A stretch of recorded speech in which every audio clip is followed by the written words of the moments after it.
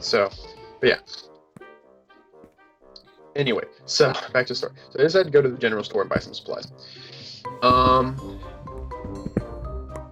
so they enter the store, and they see that there's this big hairy species called the grunts, right? And they're essentially like yetis in a way, only Right. much more intelligent.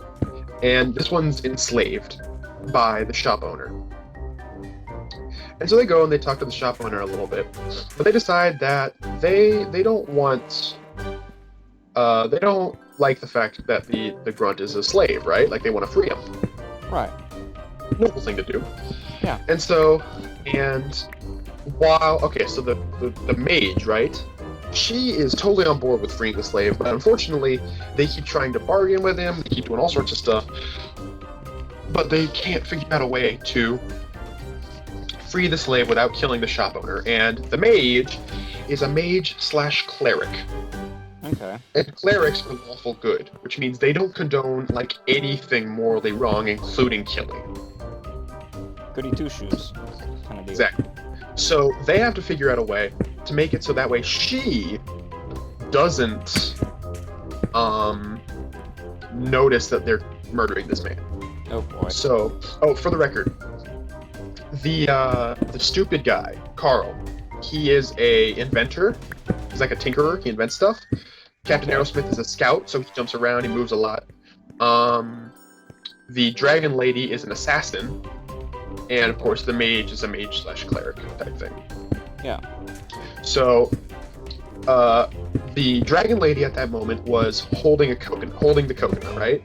And since it's the mage's patron god, she basically rolled the coconut outside of the shop, and she's like, "Look, your god is getting away!"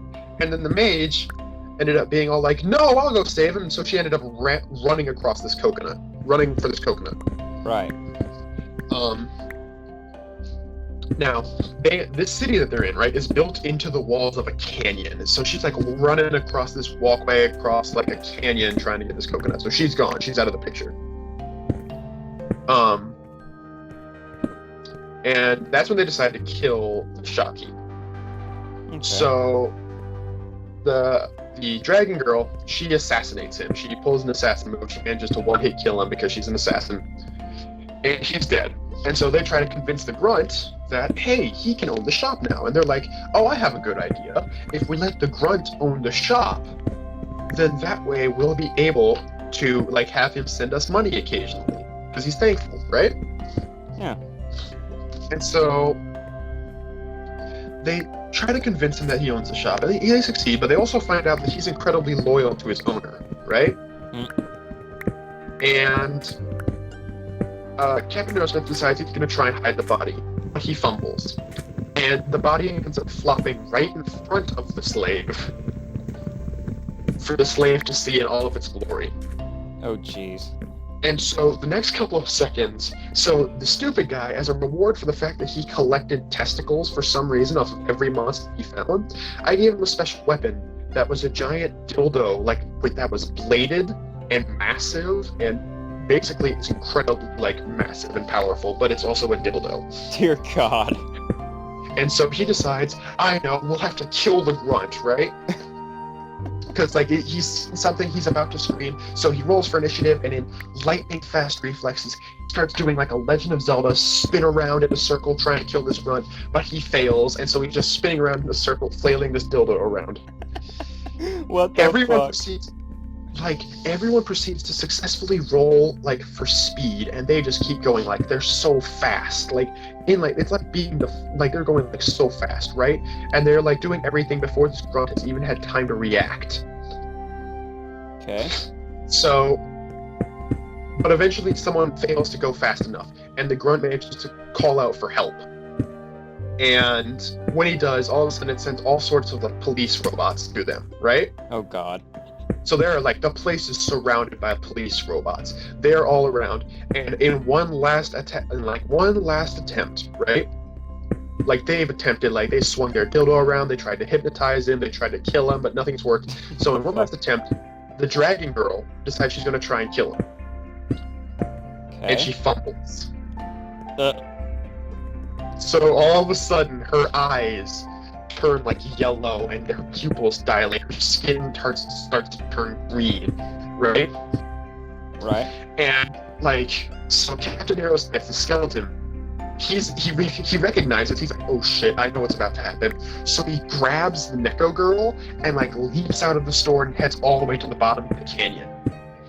Unfortunately for Carl, the stupid one, he doesn't recognize what's happening. Oh, jeez. And so, all of a sudden, this massive dragon, we're talking like Smaug big, right? Oh, God. Like Smaug levels of dragon size, fills the whole room and crushes both the grunt and Carl into meat paste. Oh, shit. Literally blows up the side of the wall, like flaps its wings and flies away. So now a party member has flown to a different continent, and another one is ground into meat paste. But, oh, don't worry, it gets better. How? It's at this point, so they try to figure out a way to save their friend, right? The one who died.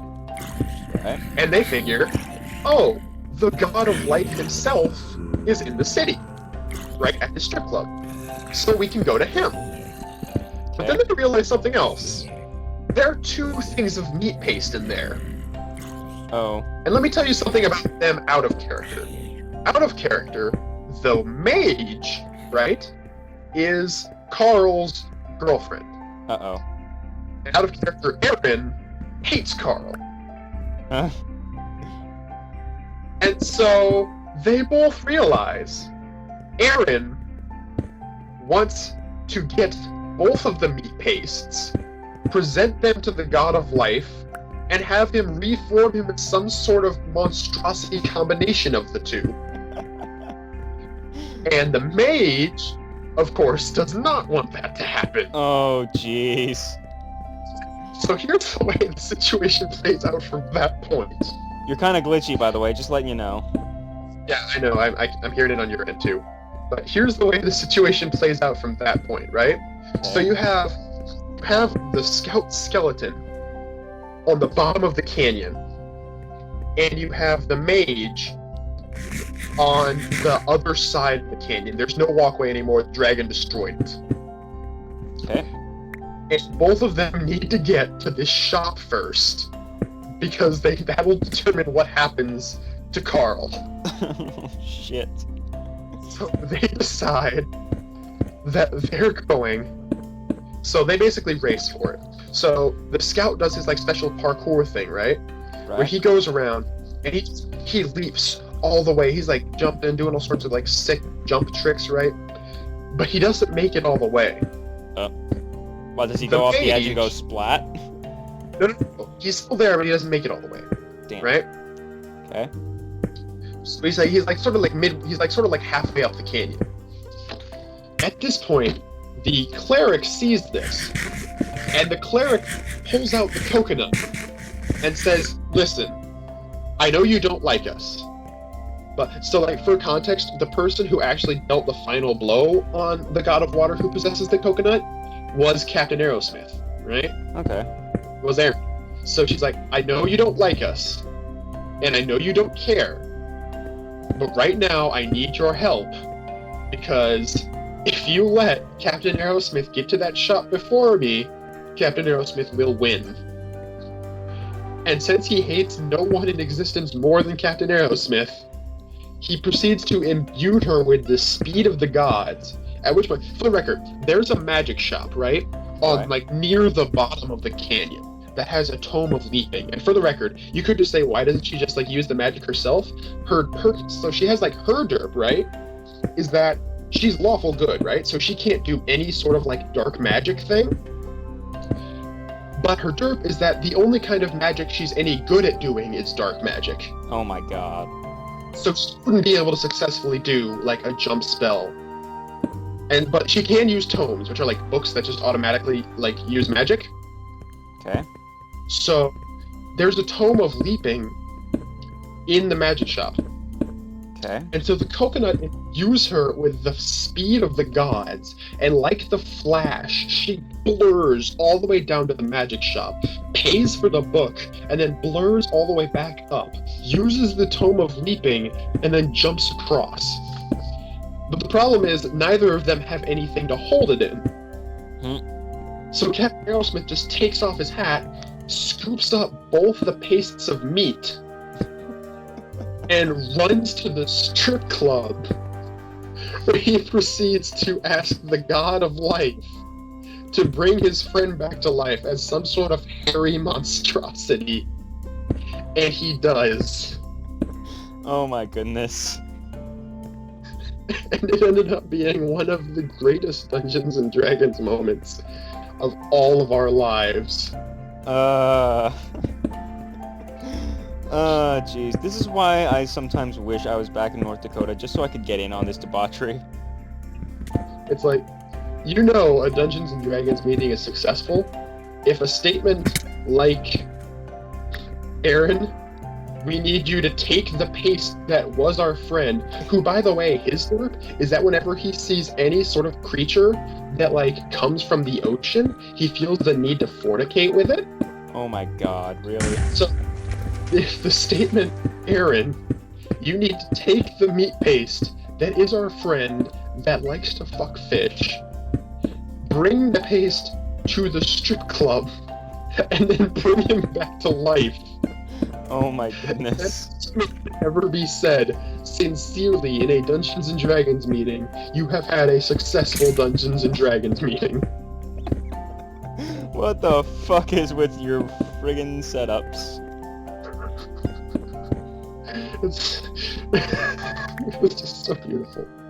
Yep. Oh my Oh my- goodness. What the shit? Hold on, let me give you my cobblestone. I'll go kill some creepers. Sorry, I got into the story. Yes, I noticed you did. Oh my god, that was beautiful though. Don't kill. Alright. So yeah, you got creepers down there, huh? Yep. Unsuccessfully killing them as well. Yep. Shut up.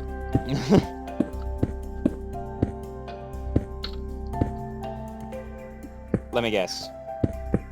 We're heading towards a huge waterfall. Yep. Sharp Sharp rocks at the bottom? Most likely. Likely. Bring Bring it on. Holy shit. Did you What? see the pool of creepers down there in the ocean? Ow. I do not. Where? Oh, Forget. what the hell? Creeper is that pool shit? party. Kill him! Oh, Kill I'm him! joining them. I'm joining them. Ow. Killing creepers One of in them the got water shot is- towards you. And you've managed to kill one. Hold on. It's harder to kill them when they're in the water. Oh, I got one and it gave me 2 gunpowder, so it's like I killed 2. Yay. I have 26 gunpowder. Nice. Swag. Let's hope Aaron can get on soon. We need his robot ass on here in order to get off the island. Because I'm pretty sure Fuzzy can just follow our trail. Well, it's not like the cannon will be gone. I mean, it's a cannon. Yeah, she'll be able to use it. She's like, well, time to use the cannon. It's like, oh, this is the cannon. Looks like shit. Let's use it. Well, you know, we tried. See if I can grab any more creepers during the daylight, but I most likely am going to have to come back and try and help with the cannon some more. Nah, I got this. Well, alright, I'll just shut my whore mouth then. Ow! Wow. Ow! You sound like Shy Guy when you do that, you know that? Yep. Is that what you're going for, or do you just happen to know that's what you sound like? I happen to know that's what I sound like. Wee wah. Damn it. I was nowhere near you, you ass. Creepers do what creepers do, feller.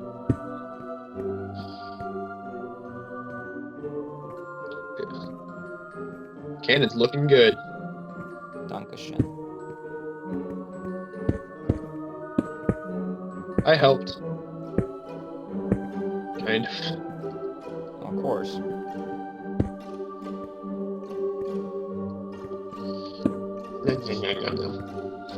Alright. Need to think of more wacky stories to tell. Oh yeah. Question is what? That's a good question. Because this is where the lull in our video is coming in. Okay, I think the barrel's finished. Now we just need to get the holding chamber and the ignition chamber done. Yep. Which is gonna be a bitch and a half, probably. Most likely. Bring it on.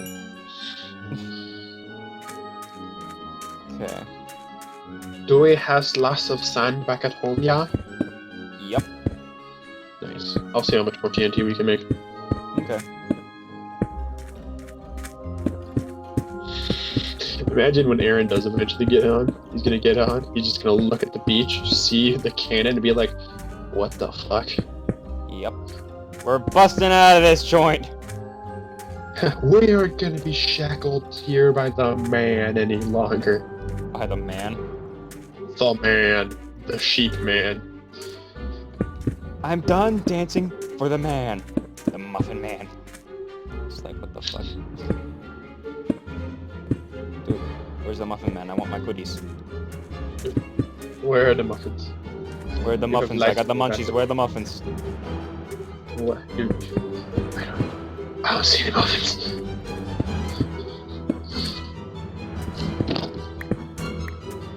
What's this?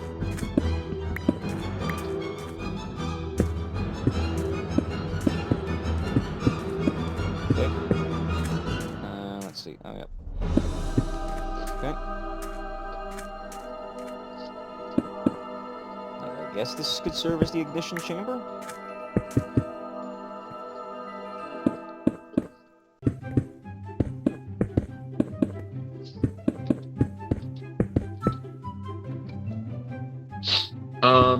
How do you like mass do things again? Like when you're crafting something. I think it was hold down left click and drag. Usually. Okay. Yep, that's how it is. Okay, cool.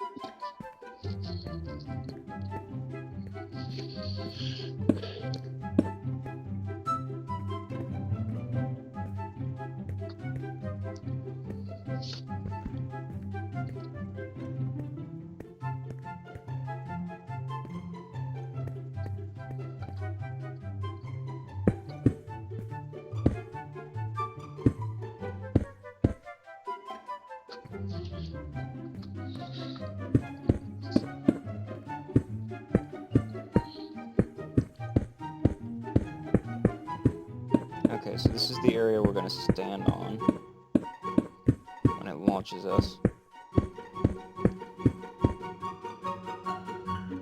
And I'm out of cobble, kinda. Good. Nope. Okay, so the TNT is gonna go right in here.